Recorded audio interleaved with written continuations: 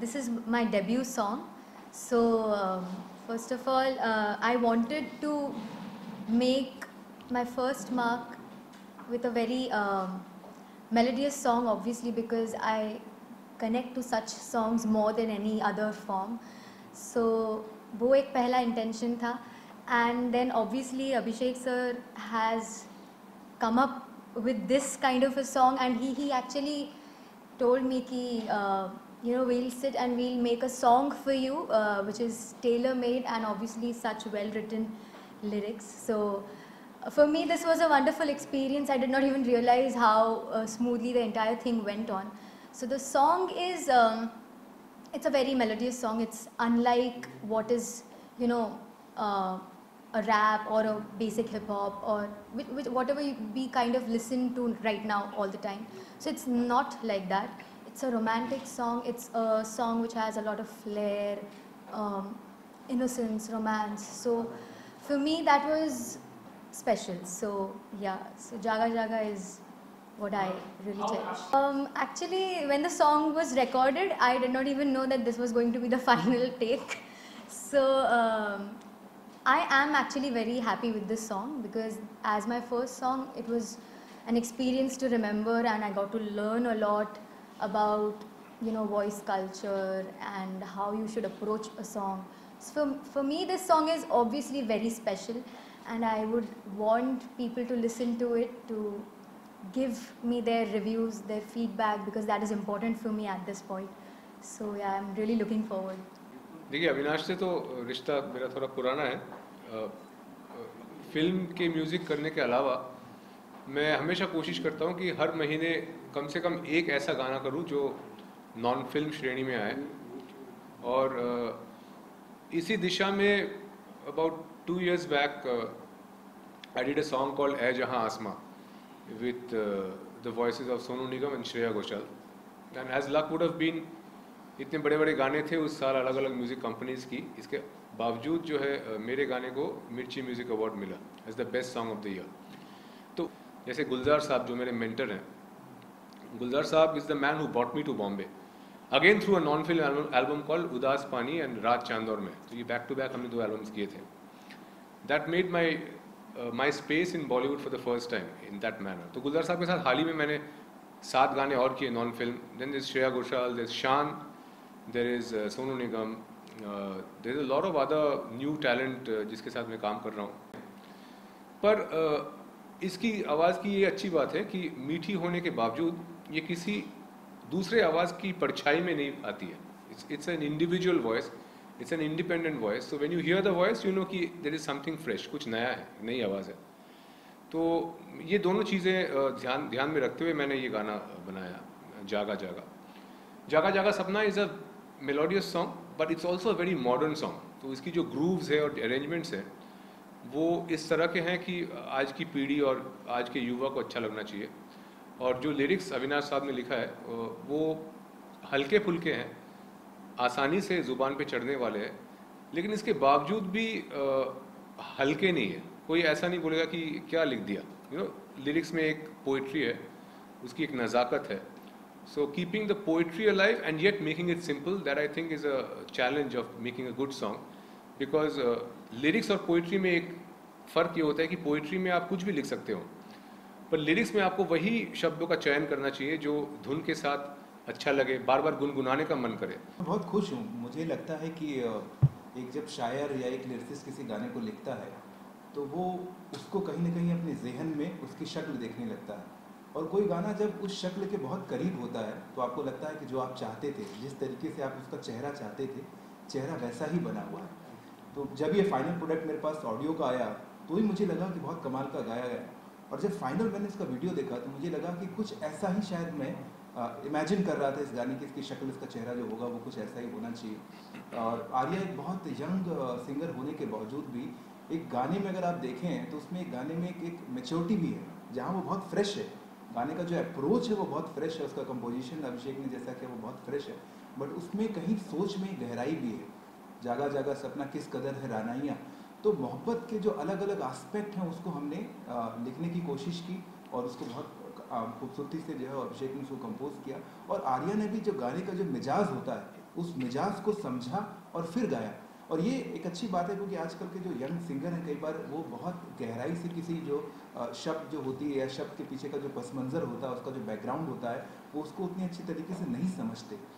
लेकिन बहुत young singer होने के बावजूद भी जो कुछ गहरे शब्द हैं, उनका भी जो बैकग्राउंड है, उनका जो मिजाज है, उसको बहुत अच्छी से समझा और उसको वैसे ही समझ के फील करके वो गाया। तो एक सिंगर के लिए बहुत ज़रूरी है कि जो शब्दों का जो मयार होता है, उस मयार को पहले वो समझें, उनको फील करें और फिर उसको गाएं, तो पूरी खूबसूरती जो है वो गाने की बाहर निकल के आती है। जैसे बहुत सारे जो पोएट हैं, अभिषेक जैसे जो कंपोज़र हैं और बहुत अच्छे पोटेंशियल वाले आर्या जैसे जो सिंगर हैं, उनके पास एक नया प्लेटफॉर्म उनको दिया कि ये मेरे ख्यालात हैं, ये मेरी सोच है, ये मेरा लहजा है गाने का और ये मेरा म्यूज़िक का एक मेरा तरीका है। हम इस तरीके से म्यूज़िक को दुनिया के सामने पेश करना चाहते हैं। उसके लिए एक नया प्लेटफॉर्म मिला और वो जो एक बड़ा ज़बरदस्त मीडियम है, उस मीडियम को हम चाहते हैं कि हम फिल्म के अलावा भी अपने दिल की जो ख्वाहिश है उसको दुनिया के सामने पेश करें और फिर दुनिया उसको सराहे। तो मुझे लगता है कि हाँ, जितने भी, चाहे वो 5,000 10,000 दर्शक भी अगर हमारे ट्रू ओरिजिनल कंपोजिशन को या गाने को पसंद करते हैं, तो मुझे लगता है कि हम सक्सेसफुल हैं। आई थिंक सपना हर सिंगर वही देखता है कि आप फिल्मों में गाएं, आपकी अपनी एक पहचान हो, आपको लोग आपकी आवाज़ और आपके गायकी से पहचाने। तो वो तो है ही, एंड उसके लिए मैं ऑब्वियसली सीख रही हूँ और रियाज़ कर रही हूँ और ख़ुद को और इम्प्रूव करने की कोशिश कर रही हूँ। तो एंड साइमल्टेनियसली इस गाने के ज़रिए, मतलब ये तो मेरा पहला गाना है, तो इस एक्सपीरियंस के साथ और भी ख़ुद को एनरिच करने की कोशिश कर रही हूँ इन पूरे जितना भी हमारा सेशंस रहा है सब। तो मतलब अभिषेक सर हैज़ एक्चुअली इंश्योर्ड कि मैं काफ़ी अलग चीज़ों से वाकिफ़ हूँ, मतलब सुनूँ, काफ़ी अलग अलग चीज़ें सुनूँ, मैं अपनी टेक्सचर पे काम करूँ।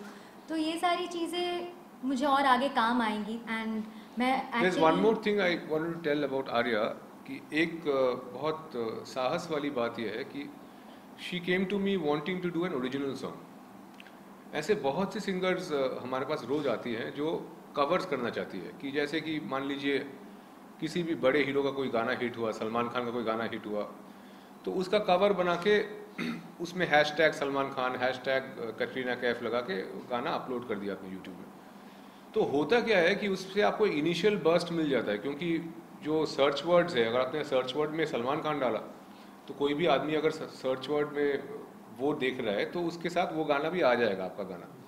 तो हो सकता है इनिशियली आपको कुछ व्यूज़ मिल जाए, लेकिन as an original singer if you want to eventually do playback, मुझे ये हमेशा लगता है कि आपकी एक अपनी एरिया, जो आपकी पहचान है, जो आपकी शख्सियत है, वो उभर के आनी चाहिए।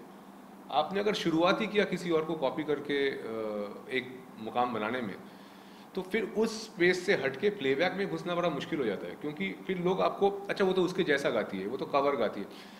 और आज के डेट में हज़ारों के तादाद में हर दिन लोग कवर्स जो है वो अपलोड करते हैं। एक एक हिट गाने के आप देखेंगे 50,000 तक कवर्स होते हैं, जो 50,000 सिंगर्स ने गाने की कोशिश की। तो मुझे कोई दिक्कत नहीं इस बात से, but I only feel that as an original playback voice, if you eventually want to see yourself as a singer, an original singer of some repute, then you cannot start your career by doing covers, because आपकी सोच ही जो है वही किसी और को copy करने की तरफ लीन है। So that's one credit I should give to her, that she was courageous to do her own song. अब अपना गाना बनाने में बहुत टाइम लगता है, बहुत मेहनत होती है उसके पीछे। You have to crack a melody first, फिर एक लफ्ज़ आपके जहन में आता है, फिर उसको आप लिरिसिस्ट के साथ शेयर करते हो, फिर जाके गाना स्ट्रक्चर बनता है। तो 4-5 महीने लग गए इस गाने को ठोस एक रूप में लाने के लिए। तो वो जो क्रिएटिव प्रोसेस है जिसकी आप बात कर रहे थे, जिसमें लिरिसिस्ट और कंपोजर साथ बैठ के नुक्ताचीनी करके एक गाने को बुनते हैं, तो वो प्रोसेस अपने आप में बहुत खूबसूरत प्रोसेस है।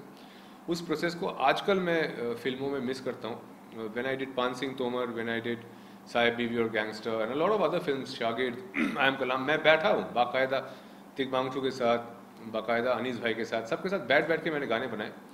हाल ही में ऐसा माहौल होता जा रहा है कि अच्छा आपके पास क्या गाना है सुनाइए। जैसे कि आप बाज़ार में जाके आलू प्याज खरीद रहे हो कि अच्छा आपके दुकान में कितने का है आलू, अच्छा पास वाले दुकान में तो आपसे सस्ता है। तो ये जो तरीका है गाने खरीदने का, क्या है सुना दो भैया, रोमांटिक कुछ सुना दो, अच्छा बिछड़ने वाला कुछ सुना दो।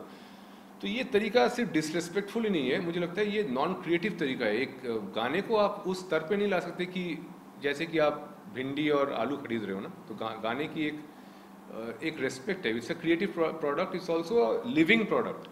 वो जिस नीयत से वो गाना बनता है, वो गाने में वो चीज़ बाद में झलकता है। तो ये थोड़ा सा अब हो गया। दूसरा जो प्रॉब्लमेटिक एरिया हो गया है कि पहले हिंदी फिल्मों के गानों का जो रेंज था, जो दायरा था, वो इतना विशाल था कि उसमें एक तरफ एक रहना भी थी जाए जैसे क्लासिकल गाने की भी जगह थी, एक तरफ एक पिया तू अब तो आजा जैसे प्योर कैबरे गाने की भी जगह थी। तो एक कंपोजर का जो उसकी जो उड़ान थी, he could do a pure classical song also, he could do a pure cabaret and a dance song also in a film. Increasingly the bandwidth of film music is becoming only dance. So that's another problem that we original composers are facing, कि अगर इस गाने पे आप नाच सकते हैं तो ये गाना मैं फिल्म में डालता हूँ। अगर ये डांसिंग गाना नहीं है तो गाने की कोई जगह ही नहीं है। तो ये एक नया बैंडविड्थ प्रॉब्लम बहुत ज़्यादा बढ़ गया है, विच सिंगर्स कंपोजर कॉन्स्टेंटली कंप्लेनिंग कि उनको कुछ अच्छा गाना दिखाने की गुंजाइश नहीं मिलती, because the film makers only want to invest on a song which is dancy. So that's another perspective. Put out one large song every month. हर महीना जो मैं एक गाना करता हूँ, उस गाने की जो अरेंजमेंट है, प्रोडक्शन वैल्यू है, it's like a film song. तो इस वक्त मैं 4 फिल्में कर रहा हूँ, तो उन फिल्मों के गानों में जो प्रोडक्शन वैल्यू है, आपको नॉन फिल्म में भी वही प्रोडक्शन वैल्यू दिखेगा, क्योंकि जनता को ये नहीं पता कि ये फिल्म में इसमें बजट ज़्यादा था, ये नॉन फिल्म में इसमें बजट कम था। लेकिन एक क्रॉस लिंकिंग वाली बात जो है वो अब बढ़ता जा रहा है यूट्यूब में। अगर आप देखेंगे कि मान लीजिए आपने अभिषेक रे सोनू निगम टाइप किया, अब जो गाना आ जाता है हमारा अवार्ड विनिंग सॉन्ग, अब उसके नीचे आर्या का गाना भी लाइन अप हो जाएगा। तो ये जो क्रॉस लिंकिंग है, जिसमें एक अच्छा गाना 10 और अच्छे गाने को खींचता है, तो ये जो एल्गोरिदम वाली बात यूट्यूब में, आईट्यून्स में, अमेजॉन में, हर एक जगह आ गई है, ये बात आप देखेंगे with artificial intelligence, with coming times ये और बढ़ता जाएगा। Because Google's president mister Pichai, he has said this, the CEO, that we are working on artificial intelligence, कि आपको जो गाना चाहिए यूट्यूब आपको एग्जैक्टली वही गाना पड़ोस के देगा। तो ये जो मार्केट आप देख रहे हैं अभी, ये 5% मार्केट है इंडिया का, मतलब because the 4G and YouTube market of India is 5 to 7% of the total population, जो अगले 3 साल में बहुत बड़ा जंप लेगा। So I think doing original stuff and putting it out on digital media on all the powerful platforms is something which will pay you back immediately in the next 3 years, not in 3 months. That's why if you see even the film production companies, large part of their investment has now been diverted to making internet content. अब internet content नहीं है कि आपको immediately पैसा मिल रहा है, लेकिन आपकी जो market है वो in a horizon of 3 years it will be really large. तो मुझे ये, मैं एक बीच में अभिषेक की बात को ही आगे बढ़ाना चाहूँगा। कई बार हम एक परसेप्शन क्रिएट कर लेते हैं कि आजकल का जो यूथ है वो इस तरह के ही गाने सुनना चाहता है, इस वजह से मोस्टली जो फिल्मों में गाने आ रहे हैं वो एक ख़ास किस्म के ही गाने आ रहे हैं। ऐसा है नहीं। आप अगर गौर से देखें तो जितने भी हमारे रियलिटी शोज हो रहे हैं उसमें जो गाने बार बार सुने जाते हैं, सुनाए जाते हैं, वो 70s और 80s के जो बहुत अच्छे मेलोडियस सॉन्ग थे। वैसे भी अगर आप देखें, आप सुकून में जब होते हैं तो खास किस्म का गाना सुनना पसंद करते हैं। हम किसी शायद गलत मार्केट को रीड कर रहे हैं और एक परसेप्शन के पीछे भाग कर एक खास तरह के गाने बना रहे हैं। अच्छे गानों की अपनी उड़ान, अपनी परवाज़ होती है और वो देर सवेर सुने जाते हैं, और उनके सुनने वाले वो लोग होते हैं जो वाकई म्यूज़िक को बहुत अच्छे से समझते हैं। तो इस डर में कि बाज़ार क्या चाहता है, बाज़ार की डिमांड क्या है, बाज़ार के प्रेशर क्या है, इस वजह से हम कोई ऐसा गाना बनाएं जो आपके अपने मिजाज के साथ मैच नहीं करता हो, सिर्फ दबाव की वजह से करें, तो मुझे लगता है कलाकार अपने साथ नाइंसाफ़ी भी करता है। तो इस दबाव में कभी नहीं करना चाहिए। जो आपका दिल चाहता है, जिसके लिए आप बने हैं, ऊपर वाले ने आपकी रचना किसी एक खास मकसद के लिए की है, आप उस मकसद के साथ जाएं। देर सवेर आपके उस टैलेंट को, आपके उस हुनर को दुनिया एक्सेप्ट करती है और वो फिर चीज़ें अप्रिशिएट भी की जाती हैं।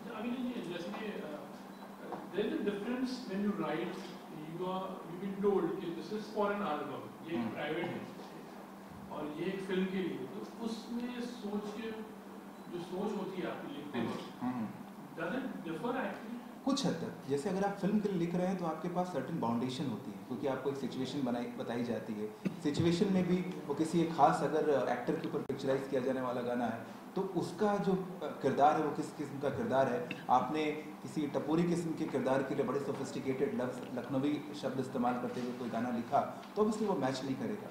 तो उन बाउंडेशन को ध्यान रखते हुए उस किरदार की अपनी ज़बान क्या, उस फिल्म के अंदर ज़बान क्या है, ये सारी बातें आपको ध्यान रखना पड़ता है जब आप किसी फिल्म के लिए लिखते हैं। जब आप किसी इंडिपेंडेंट सिंगल की जिसकी आप बात कर लिखते हैं तो थोड़ा सा आसमान आपके लिए बड़ा हो जाता है। हालांकि उसमें भी बाउंडेशन है, उसमें मीटर की बाउंडेशन है उसमें, लेकिन फिर भी आपके पास सोच का दायरा कंपेरेटिवली आपके पास बड़ा होता है और आप कुछ हद तक अपनी पोइटिक जो टैलेंट है उसके साथ जस्टिस कर पाते हैं जब आप सिंगल के लिए लिखते हैं। मुझे इंस्पायर बहुत लोग करते हैं, बहुत सारे आर्टिस्ट करते हैं। नेसेसरी भी नहीं है कि वो सिर्फ म्यूज़िक में ही हो, काफ़ी लोग इंस्पायर करते हैं। बट हाँ, मैं किसी एक शख्स को मतलब कंसिडर करके ऐसा नहीं सोचती कि मुझे ऐसा बनना है। मैंने ऐसा कभी सोचा नहीं है। तो काफ़ी चीज़ें, काफ़ी अलग अलग लोग अलग अलग तरह से आपको इंस्पायर करते हैं। तो करना तो वही है जो खुद करना चाहूँगी। जिस तरह ये गाना चुनना भी, मतलब मैं चाहती थी कि मेरे गाने एक मतलब मैं ऐसा नहीं बोलूँ कि अनकन्वेंशनल हो, पर वही हो जो मुझे अच्छे लगे, क्योंकि इंडिपेंडेंट वर्क है तो वो इंडिपेंडेंस का एक रिमार्केबिलिटी भी तो होना चाहिए। Every singer is amazing in their own ways, but I obviously admire Shreya Ghoshal, Sunidhi Chauhan, Anvesha and many more singers. Lata ji, obviously, she like her songs have been something that I've listened to since I was a kid. तो घर पे वही गाने पहले बजते थे। उसके लिए मैं अपने पेरेंट्स को बहुत मैं मानती हूँ उनको, क्योंकि उनकी वजह से शायद उस तरह के एनरिच्ड गाने मेरे में बसे हैं आज। तो वो उन्हीं की एक उन्हीं का एक क्रेडिट है, उन्हीं को मैं देती हूँ उसका श्रेय। मैं सीख रही हूँ और पिछले 4 सालों से मैं भी गौतम मुखर्जी के पास सीख रही हूँ। तो मैं मानती हूँ कि क्लासिकल का नॉलेज होना ज़रूरी है। मतलब ऐसा नहीं है कि आप इंडियन क्लासिकल ही करो या आप वेस्टर्न क्लासिकल को जो भी करो, बट सीखना इम्पॉर्टेंट है। एंड सीखने के लिए काफ़ी अलग अलग एवेन्यूज़ है जो मैं भी अभी ऑब्वियसली एक्सप्लोर करूँगी और करना चाहती हूँ। तो वही सीखना, तो learning is a never ending process, so you have to learn. हम रिलीज है हमारा कमिंग संडे 23 को, which is a song called छलकी छलकी, अविनाश ने लिखा है। और ये बेसिकली एक शान के साथ एक सीजनल सीरीज जैसे हम कर रहे हैं। तो बारिशों में हमने एक बहुत सक्सेसफुल गाना किया था कॉल्ड उजली उजली, उजली उजली ख्वाहिशें हैं, and that song did very well. It was a song which we release in the monsoons. तो अब सर्दियों का मौसम है, क्रिसमस का माहौल है, इसमें हम वो छलकी छलकी गाना करना चाहते हैं। उस गाने की खासियत ये कि दैट्स अ जैज सॉन्ग। तो शान तो पहले थोड़ा डर गया था कि यार अभिषेक मैंने ऐसा गाना पहले गाया नहीं कभी। तो मैंने बोला अरे कॉम्पोजिशन सुनो, आपको मज़ा आएगा।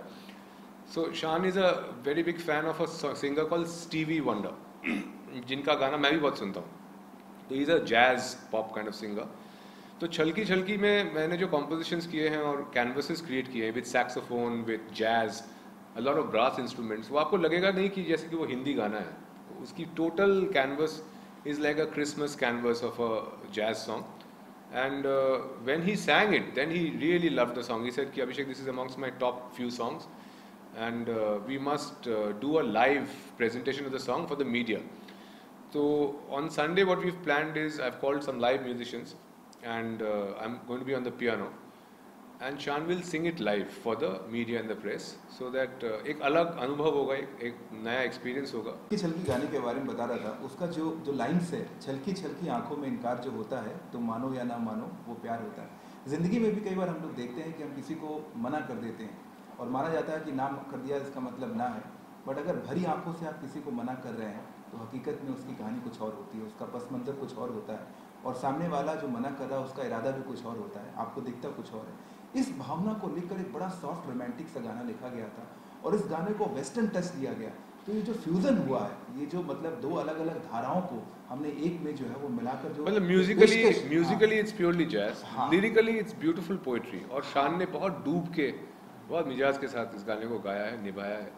तो गाने के जो 3 हिस्से हैं, उन तीनों हिस्सों की अपनी खासियत है, अपनी खुसूसियत है। उसको लिखा अलग तरीके से गया है, उसको कंपोज अलग तरीके से किया गया है, और उसको गाया बहुत खूबसूरती से किया गया है। तो मुझे लगता है जो फाइनल जो प्रोडक्ट आया है वो बहुत कमाल का प्रोडक्ट आया। और आप लोग इनविटेशन भी आप लोगों को इसी के साथ में है कि 23 तारीख का जो प्रोग्राम है उसमें आप आइए और लाइव, जैसा कि अभिषेक ने बताया कि गानों पे चर्चा तो हम जरूर करेंगे, उस बार भी करेंगे, लेकिन साथ साथ उस गाने को देखना, अपने आप में एक गाने को जिंदा देखना वो एक अलग अनुभव होता है। उसमें लाइव वायलिन हाँ। सेक्शंस होंगे, सैक्सोफोन होगा, एक फिर गाने live piano, it will be a unplugged version of the original song. जैसे आपने ओपन किया था, जागा जागा सपना इस कदर हैरान आया, लम्हा लम्हा चलना इस कदर है बेताबिया,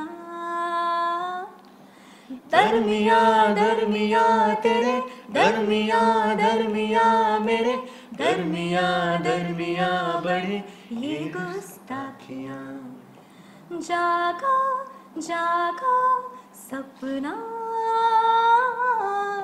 इस कदर हैरान आया, वाह